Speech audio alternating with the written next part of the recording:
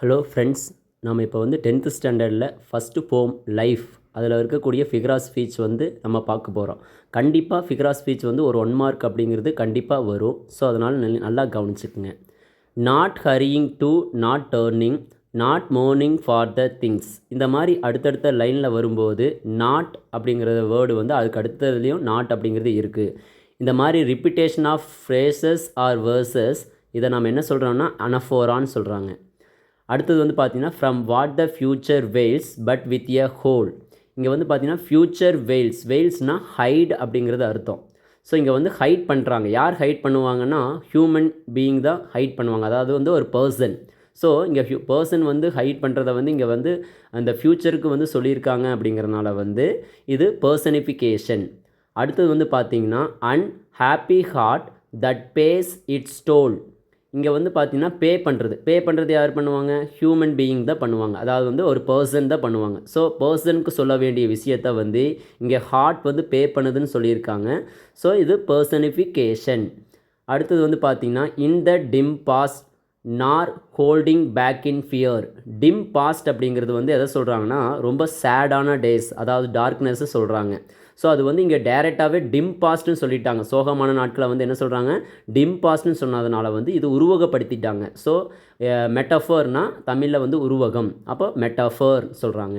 New friendship, high adventure and a crown.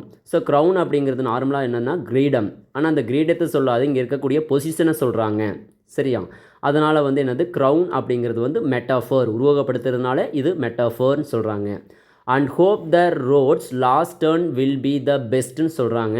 இங்கே road's last டர்ன்னா ரோடோடைய லாஸ்ட் டர்னை சொல்ல வரல, அதை நம்ம லைஃபோடைய லாஸ்ட் டர்னை வந்து சொல்கிறாங்க. ஸோ இங்கே வந்து உருவகப்படுத்துகிறாங்க. என்னது? லாஸ்ட் டர்ன், ரோடோடைய லாஸ்ட் டர்ன் அப்படின்னு சொல்லி உருவகப்படுத்துறதுனால அதை மெட்டஃபர்னு சொல்கிறோம். Youth and age, hill or down, smooth or rough or smooth, இந்த மாதிரி வந்து ஆப்போசிட் வேர்டுக்கு இடையில வந்து கன்ஜெக்ஷனோட, அதாவது அண்டோ ஆரோ அந்த மாதிரி கன்ஜெக்ஷனோட வந்தால் அது கான்ட்ராஸ்ட். கன்ஜெக்ஷன் இல்லாமல் யூத் ஏஜ் அப்படின்னு கொடுத்துருந்தாங்கன்னா அது கான்ட்ராஸ்ட்டில் வராது, அது ஆக்சிமோரன். கன்ஜெக்ஷன் வந்தால் அது contrast. Youth and age, up the hill or down, rough or smooth, இது வந்து என்ன சொல்லுவாங்கன்னா கான்ட்ராஸ்ட்.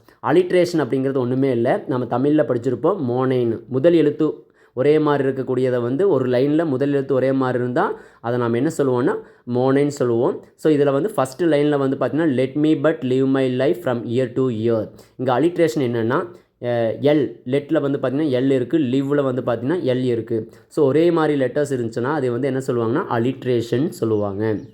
ஸோ அடுத்த இதில் பாருங்கள், with forward face and unreluctant soul. இதில் வந்து பார்த்திங்கன்னா ஃபார்வேர்ட் ஃபேஸ் எஃப். ஸோ இதை அலிட்ரேஷன் சொல்லுவாங்க. அடுத்தது வந்து பார்த்திங்கன்னா from what the future veils but with a whole. இதில் வந்து பார்த்திங்கன்னா வாட் வித் டபிள்யூ ஒரே மாதிரி இருக்குது இல்லைங்களா, அது வந்து alliteration. And happy hearts that pays its toll, happy heart H ஒரே மாதிரி இருக்குது, ஸோ அது alliteration. So let the way wind up the hill or down. So இங்கே டபிள்யூ இருக்குது, ஸோ இது வந்து என்னது alliteration. Still seeking what I sought when but a boy. இங்கே வந்து ஸ்டில் ஷீக்கிங் எஸ் இருக்குது இல்லைங்களா, அது அலிட்ரேஷன். ஸோ இது வந்து ஃபஸ்ட்டு போம்கான ஃபிகர் ஆஃப் ஸ்பீச் எல்லாமே இதில் இருக்குது. இந்த சேனலை வந்து சப்ஸ்கிரைப் பண்ணிக்கோங்க. கண்டினியூஸாக அடுத்தடுத்த போம்கான ஃபிகர் ஆஃப் ஸ்பீச் வந்து கண்டிப்பாக வரும். தேங்க்யூ.